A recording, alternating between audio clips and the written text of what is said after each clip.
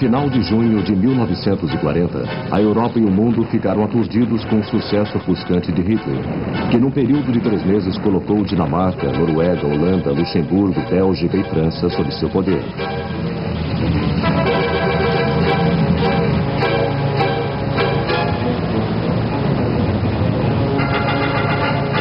O poderio militar alemão parecia invencível. Apenas um país levantou-se contra ele. Esse país era uma ilha na costa ocidental da Europa, a Grã-Bretanha. Mesmo estando com parte de seu território ocupado, já que em 30 de junho de 1940, as tropas alemãs desembarcaram e ocuparam as ilhas do Canal. Fora da Inglaterra, poucos acreditavam que ela pudesse resistir por muito tempo, principalmente a maioria do povo alemão, que saudava com euforia as vitórias no Oeste, agradecendo pelas leves perdas alemãs e esperando que esse pudesse ser o fim do conflito. Em 19 de julho, no auge das comemorações da vitória, Hitler fez um discurso em Berlim em que oferecia um acordo de paz à Inglaterra. O primeiro-ministro britânico Churchill imediatamente rejeitou a proposta de paz de Hitler. A Grã-Bretanha e seu império lutariam de qualquer maneira. Com seu apurado senso de história, Churchill estava ciente de que há 900 anos a Grã-Bretanha não era invadida com sucesso. Os britânicos também saudaram a rendição da França, quase com alívio. Agora, eles poderiam lutar livremente, sem uma aliança continental. Não havia falta de contingente para enfrentar a esperada invasão alemã, mas o exército tinha poucas armas modernas e muitas delas haviam sido abandonadas na França. Apesar disto, instalou-se com vontade para abrir trincheiras ao longo da costa do Canal.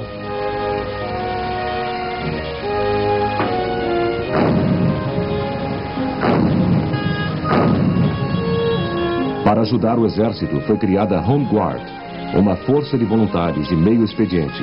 Ela também estava preparada para enfrentar o inimigo.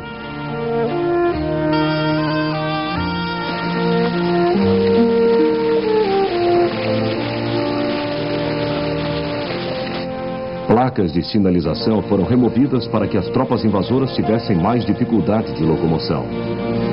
Os civis foram aconselhados a ficar no lugar em que estavam para evitar que refugiados bloqueassem as estradas, como tinham feito em maio de 1940.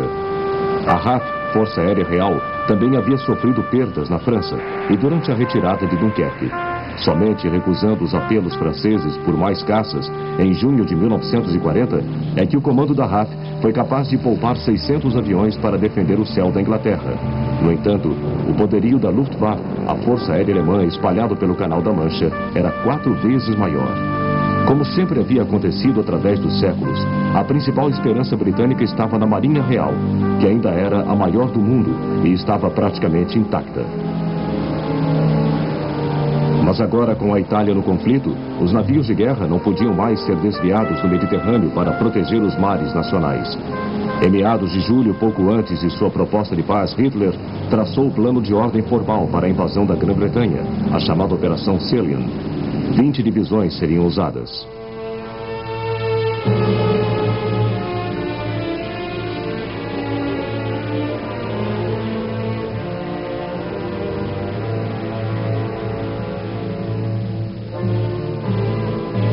Elas desembarcariam numa ampla frente na costa sul da Inglaterra. Uma vez em terra, avançariam em direção norte e cercariam Londres. Hitler, entretanto, reconhecia que a invasão só seria bem sucedida durante o tempo em que ele tivesse a supremacia aérea sobre a área invadida. Assim, enquanto o exército reunia barcos por toda a Europa e anunciava a travessia do Canal da Mancha, a Força Aérea Alemã empenhava-se para destruir a RAF.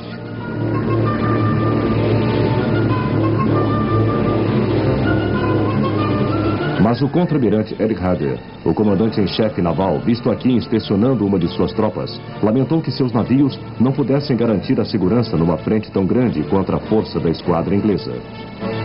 Enquanto o exército e a marinha discutiam, a Luftwaffe, comandada pelo impaciente Hermann Göring, rapidamente seguia adiante com seus planos e preparava-se para o primeiro golpe contra a Inglaterra. Hugo Speer, com o charuto, comandaria uma das duas esquadrilhas baseadas na França e na Holanda.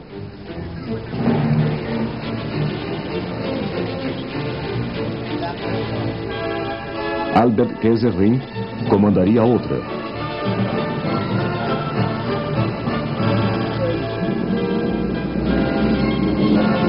Em 10 de julho, antes mesmo de Hitler ter levado a cabo seu plano, a Luftwaffe iniciou o que ficaria conhecido como a Batalha da Inglaterra. 70 aviões alemães bombardearam as docas de Cardiff, no sul de Gales. O estrago causado era um presságio do que estava por vir.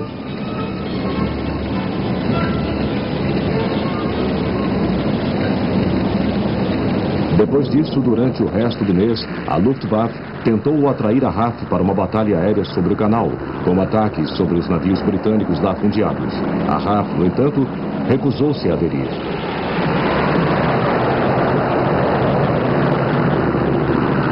O Marechal do Ar, Sir Hugh Downes, que chefiava o comando aéreo, sabia que seus 600 aviões teriam que enfrentar 2.500 aviões germânicos. Ele não poderia correr esse risco prematuramente.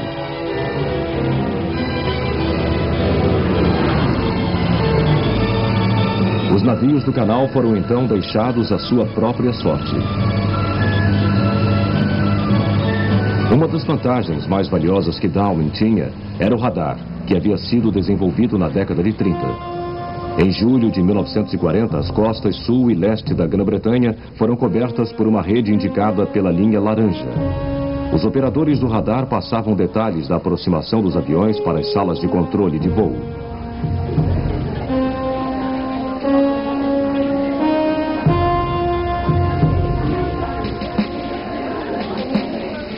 Elas ordenavam aos caças que rastreassem e se dirigissem para os aviões que chegavam.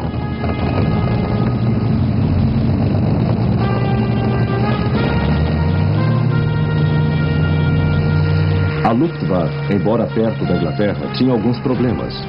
Seus bombardeiros, Heinkel HE-111, o Dornier DO-17 e o Junker JU-88, podiam carregar apenas um número limitado de bombas. Seu alcance também era relativamente curto.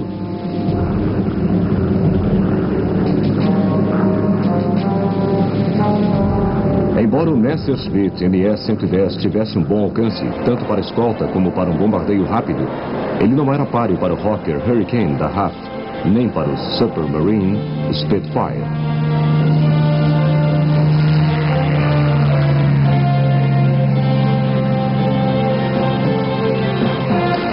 O único rival para eles era o Messerschmitt Me-109, que certamente poderia sobrepujar o Hurricane, e estava equiparado ao Spitfire. Entretanto, seu alcance era tal que uma vez sobre a costa inglesa tinha apenas 20 minutos de voo antes de ser obrigado a voltar para a base.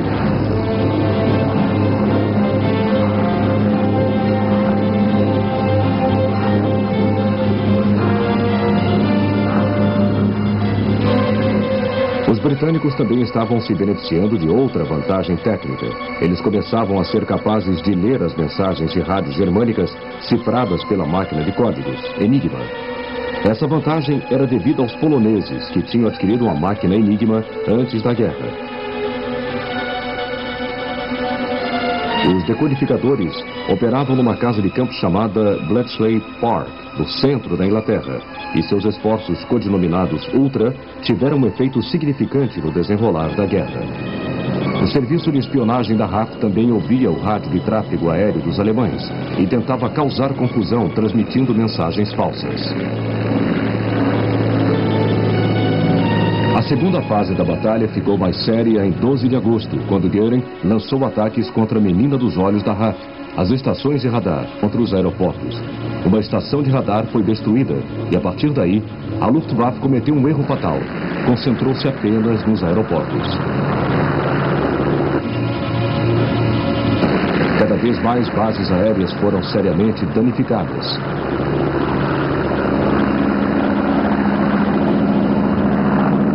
Em 15 de agosto aconteceu o maior dos ataques da Luftwaffe.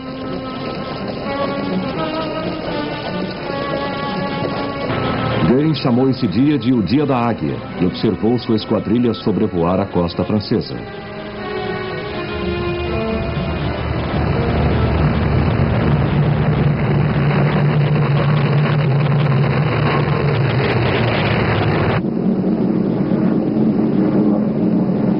também o ataque dos aviões das bases na Noruega e na Dinamarca, destinado a empurrar os caças da RAF para longe do sul. O radar possibilitou que esses ataques fossem descobertos ao ser planejados, e os caças da RAF decolaram mais uma vez para interceptá-los.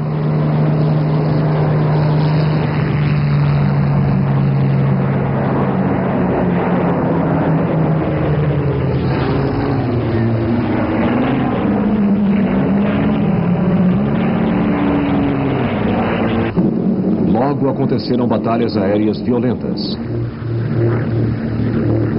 Inicialmente, os caças da RAF concentravam-se em atacar os bombardeiros alemães.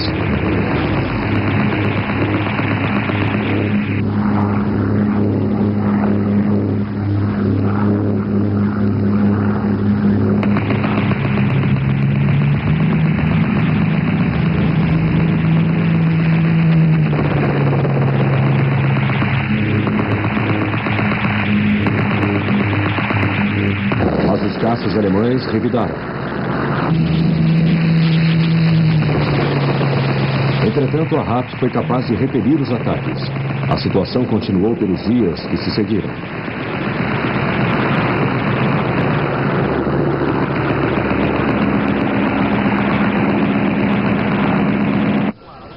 Mesmo assim, em 18 de agosto, o comando de caças da RAF estava começando a ficar muito tenso. A destruição de aeroportos também dilacerava o comando e o sistema de controle.